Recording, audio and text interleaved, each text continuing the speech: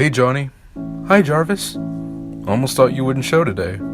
I sighed. I almost didn't. I was following a lead on a light breach in Arizona, but it turned out to be another hoax. Jarvis smiled and shook his head. You're a weird one, Johnny. You're chasing the sunlight from one place to another, thinking it's possible there's a hole in the smog. I don't know where you get your determination. Of course you don't. Where would an old-timer like you get a youngster's determination? I say jokingly. Jarvis laughs with me, and then we come to a short moment of silence. I hang my head down in defeat. I think I'm going to give up, Jarvis. It's exhausting, chasing rumor after rumor. And you said it yourself, it's impossible. The smog is covering every inch of this planet. Jarvis gives me a sympathetic look and says, Johnny, do you know why rumors like these exist? Why? I answer dejectedly. To bring hope, he said simply. Everyone knows there's probably not a proper ray of sunshine coming through anywhere, but they still want to believe. And you won't see people checking these rumors, because once they find out that they're fake, the illusion of hope they created for themselves is shattered. No, they would rather not know than find out their hopes are based on nothing. Just like how a father would tell his child that his dog went to a farm upstate to lessen the grief of losing a friend. Friends and family would tell each other that the smog is going to disappear and the sun would shine again. People need hope to survive. Otherwise, their lives would have no meaning. It sounds like you think the sun isn't coming back. You don't look like someone who lost hope. I'm a homeless man living in the streets. Doesn't that seem hopeless to you? Besides, I've seen the sun, and I've lived a long life. I can welcome death with a smile. Death?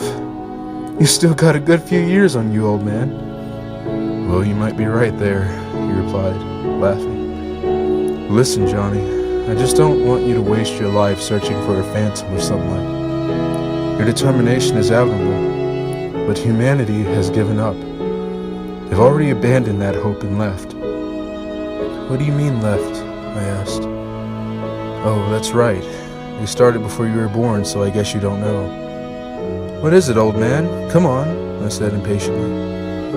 Relax, said Jarvis, taken aback by the sudden ferocious curiosity that erupted from Johnny. 20 years ago, 5 years before you were born, they started the Moon Colonization Initiative. At first it was the elite and wealthy. The ones who could afford it would be sent to the moon. They created a breathable artificial atmosphere in parts of the moon and figured out how to make the soil of the moon more like that of Earth. Don't ask me how, I'm not a scientist. Anyway, they sent them and the equipment in spaceships at first. But when the technology was invented, they started using teleportation. Teleportation? That exists? Yes, Johnny, teleportation. It's only used for the colonization program, so it's not common knowledge. I happened to hear it from a friend who works at one of their facilities.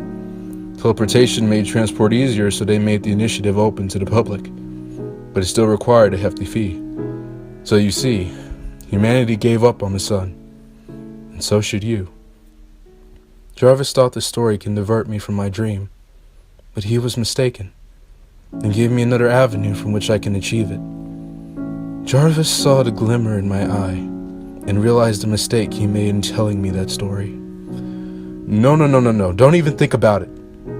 Jarvis tried to stop me, but his attempt was futile. Jarvis, just you wait. I stood up, triumphantly. I'm gonna make enough money and send us both to the moon.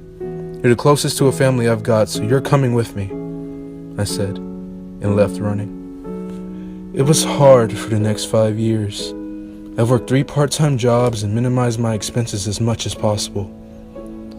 It was hell. The everyday struggle was an already formidable opponent to whoever wished to survive under this darkened sky. And in my hustle to get to the moon, life became even harder for myself.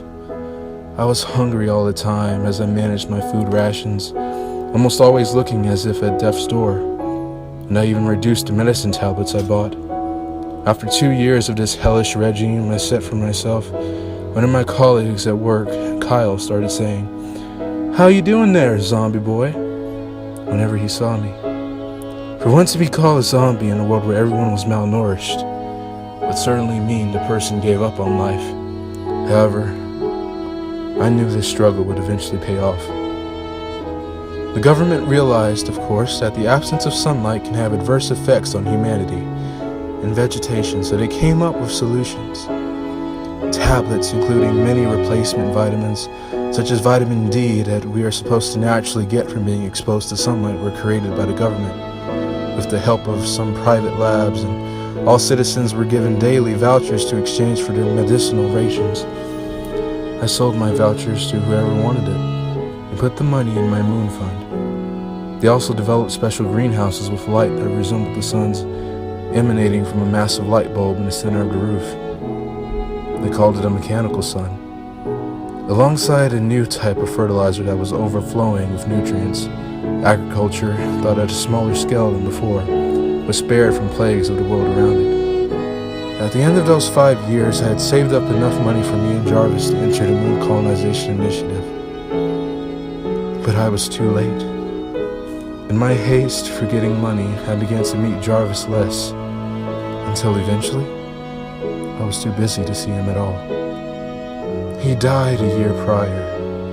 I was devastated, enraged with the world around me. Now I have no family left. Everyone has left me. A friend of his that I would usually greet whenever I visit Jarvis handed me a letter. He read that Jarvis considered me the son he never had, that our time together is what kept him going all these years living on the streets. He also said that he was proud that I never gave up on my dream, and told me to get to the moon. Finally, he told me to see the sun for the both of us. After rereading the letter a few dozen times, I closed the letter, wiped the streaks of tears from my cheeks, and stood up.